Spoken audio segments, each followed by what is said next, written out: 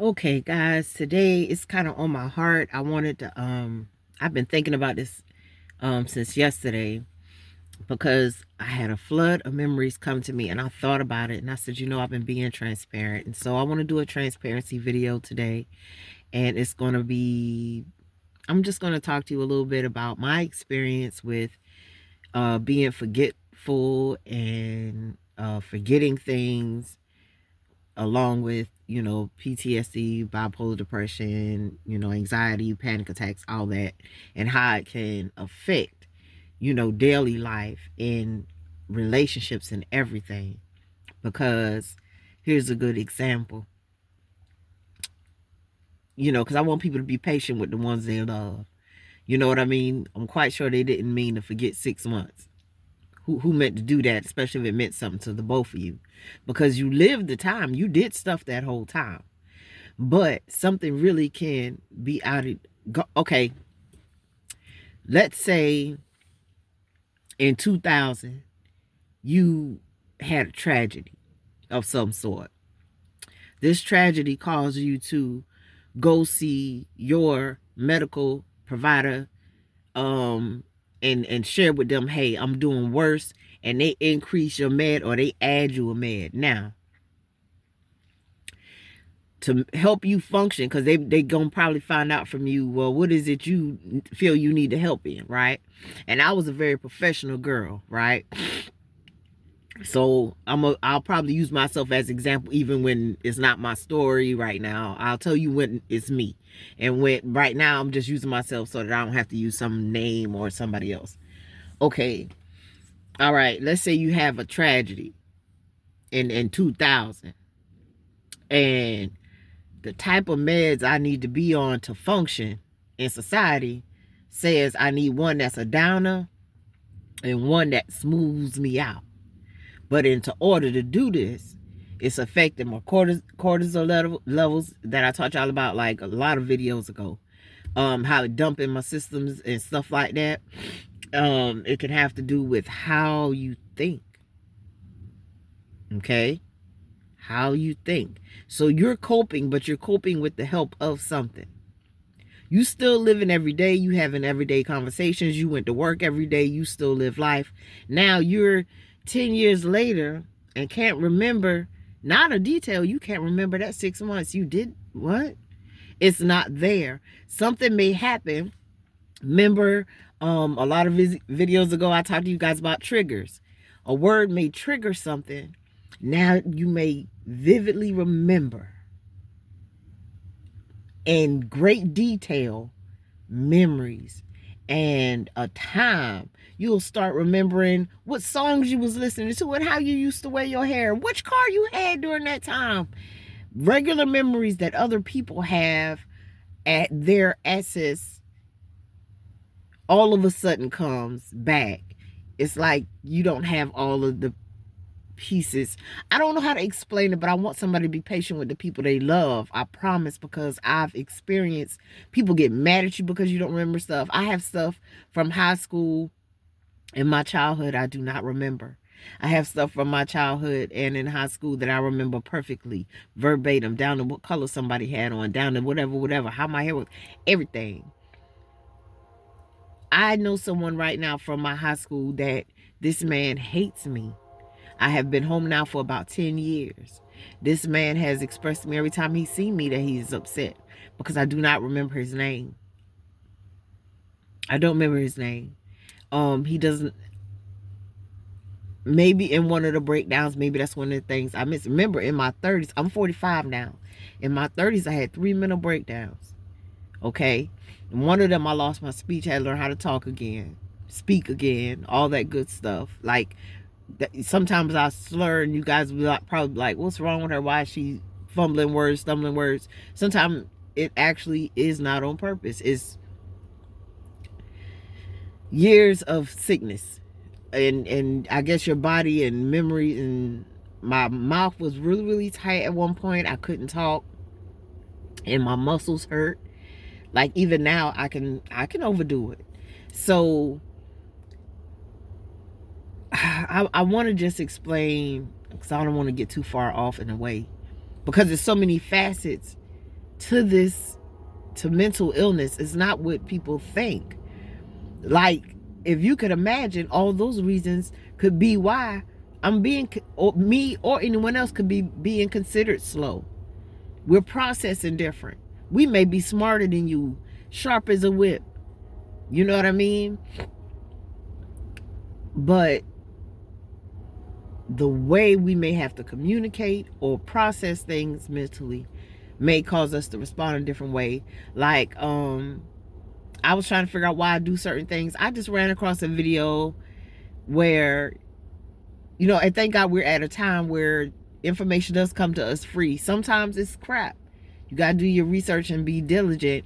But what I saw was helpful stuff. It was stuff that I thought I was the only person doing it. And then I found out, no, that's a female trait for any female that has bipolar 2. Sorry, guys. I wasn't going to stop the video. I'm so sorry. Oh, gosh. Did I lose my train of thought? Right. Something can be... I had to come back to myself. Something can be deemed a characteristic of a male with PTSD, or and a little more pinpointed. And see, I thought, oh, I'm just such a screwed up person. And you don't mean to think that, because there is no woe is me. I've been sick a long time. I've been studying a long time. And like I said, the more I learn, the more I realize I'm not. I know people need to be treated. And their egos won't allow them to even fathom for a second that they may need a little help. And I don't mean medicines all the time. I work with herbs and all that kind of stuff. Like, some things I do naturally, like I drink certain teas, keep me calm, help the cortisol level stay low. Something simple like that. But when it comes to balancing myself, I have a psychiatrist. And I talk to her. And that's what I'm saying. If something's going on, or I've had some deaths in the family, maybe she may have had to adjust me. You know, they have stuff that make you a little bit, make your endorphins better, which means you may appear a little more pleasant and happy. They have stuff to help you slow down, because I get anxiety. You know what I mean? I can go into shaking. It's so embarrassing. It is very embarrassing. Because you're not in, like, I've learned, like, now I've got to the place where I've noticed on some of the times that I don't. And I notice on some of the times where I'm getting myself quicker. Because and then there are times it, what's the word? Debilitates me. Makes me I can't move. I can't talk or nothing. Okay? And sometimes a full-blown panic attack, I'll even be like, I can't breathe. It seems like I get hot all in here. It's something really, I try to tell people, like, it's one thing to tell somebody something's in their head, but if what's in my head is affecting my body, I feel it now. You can't just, please be patient with your family members. Even if that is in their brain, my brain just created me feeling 100 degrees. I'm still not okay. Walking off saying, girl, you be all right, still ain't gonna make it better till it's better. You know what I mean? So them forgetting something could be because of a medication. Something else could have happened in that period of time that their brain has blocked out, because we are in constant survival mode 24/7. I'm in survival mode now, right now. I'm very hyper aware. You have no idea. And I'm sitting outside, you see, in my office / car, guys. I've been calling it that for 1,000 videos now. But I don't know. Things sometimes can be in spells for somebody who remembers. Just like PTSD or memories and stuff, when they come flooding back on someone, it's different for everybody. I have a classmate that he says every morning that he wakes up, without a doubt, every morning he relives the sorrows of some people that have passed on. And I had something similar, but I didn't have that. Everybody is different. So imagine if he lives with someone, the patience that they have to take. We really got to love on our loved ones. Ain't nobody faking. People just probably don't know how to explain to you, because I've explained stuff wrong and had people come down on me, and I'm like, no, I'm not saying it right, because this is something. And like now I have goals for myself. I believe I can actually achieve being a millionaire. I've fixed on my credit. I'm working on my businesses, and I let you guys follow the journey. And that way, if you want to copy, come on, because you might make it. You might qualify at something I didn't qualify for. I try to post all the grants and all that kind of stuff. And that's another thing, rambling. Why am I rambling? Okay. You can drive a distance and almost forget you drove. Like, don't remember stuff you passed, but you obviously did it right because you got where you got safe. So you're functioning. You're fully functioning, and you're not being unsafe. You're being a regular person as close as you can, that the doctors have helped you be as close to a productive citizen in society as you could be, if that's what you want to be. That's what I wanted to be, because I was always sharp and in business. And so when I started being sicker, I kind of didn't like being secluded because it didn't feel right. I was always doing something and on the go, getting things done. Little businesswoman person, you know what I mean? I always made sure my jobs, I always moved up to management, you know what I mean? And I started from scratch a lot of those jobs. So I had breakdown after one of those times, right? After one of my really, really big highs, I have a crash. Y'all, some of the crash, I don't remember everything too. And some stuff be coming to me. And then I'll remember, oh, that's why that person is mad at me. Oh, that happened between us. There are some, y'all, I was speaking to somebody who I didn't know that they were offended in me. Something came to me. And when it came to me, you know how much years I had been already speaking to that person. I did go make sure I got it right. And they told me, they said they could tell I didn't mean nothing by it. I wasn't being smart, because they told me that if they felt like I was being smart, they would have addressed it. Like if they thought I was just being a hole, but they was like, no, they could tell I was genuinely speaking and genuinely smiling and had no, I wasn't trying to hurt them. Because some people be being smart. Hey, I wasn't like that. I was really speaking. And so good things and bad things are things that get forgotten. You might have spent time with me. We might have went somewhere and spent the whole weekend together, and I might remember most of it, and you might be mad because I forgot one part that's so important. And instead of you just go ahead and helping me or reminding me if I want to know, because sometimes I don't want to remember stuff.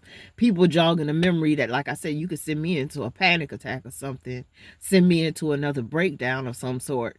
Sometimes I think God is, or the higher being, how, I don't know how everybody looks at it, and I'm not trying to offend anyone, but I think he's allowing things to come to my presence for me as I probably can handle it. Because like I said, all the memories that come back aren't good. Okay, I'm going to go ahead and get off this thing. I think it just dropped in my spirit to share that sometime with our family members and ones that are likewise myself with mental disabilities or battling bipolar depression, PTSD, acute anxiety and panic attacks. One time I had what you call it? I can't remember which depression it was, because I've been different levels over the years. I've been a different form of it. Severe depression. One of them I couldn't get out of bed, literally. Somebody had to come get me out of bed to remind me to use the restroom type thing. I would forget to eat. So it's different levels to it. Be patient. You know, maybe they are sleeping a lot. Maybe their body need it. You also don't want a bipolar person that has anxiety with no rest. They really not functioning good. So laziness, forgetfulness, all these different things can sometimes just be a product of what they're going through. Maybe a med they took, maybe a tragedy, maybe their mind is blocking out something because it's protecting them. Maybe you set a trigger yesterday and you don't know it's a trigger. They don't even know it's a trigger. They just know it made them react a certain way. When my anxiety get up and I get excited, I can get real loud. You see how that took no trying?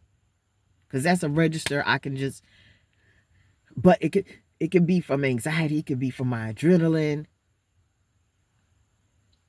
And it's not on purpose, because guess who gets a headache from screaming?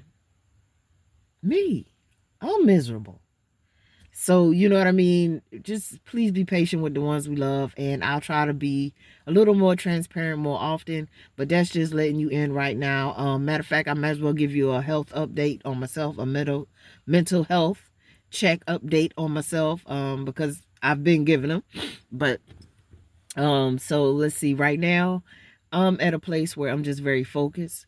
I ended up being off my meds for a couple weeks, so I'm trying to get myself back together.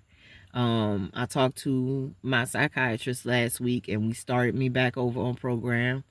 I am planning to call my alcohol drug abuse counselor. I want to talk to her about getting back in program so I could try to quit drinking again. And I want to stick to it this time. Or at least get to where, well, my goal wasn't to quit. My goal was I want to get to where I'm in control of myself. So I had got to where I was only drinking once a month and I was only drinking a little bit. So I've reverted, and you know, so physical health and mental health, that's where I am with that. And I'm going to be looking for somewhere that I can start working out. So that's kind of on the health check on myself. But that first part, it was just in my heart. I don't know who might get to hear this, but be patient with your people. Maybe they didn't mean to forget, and maybe it's still in there. And when, trust me, when it comes back, they're going to have the emotion. Everything's going to come back with it. And allow them to apologize if you can. Peace.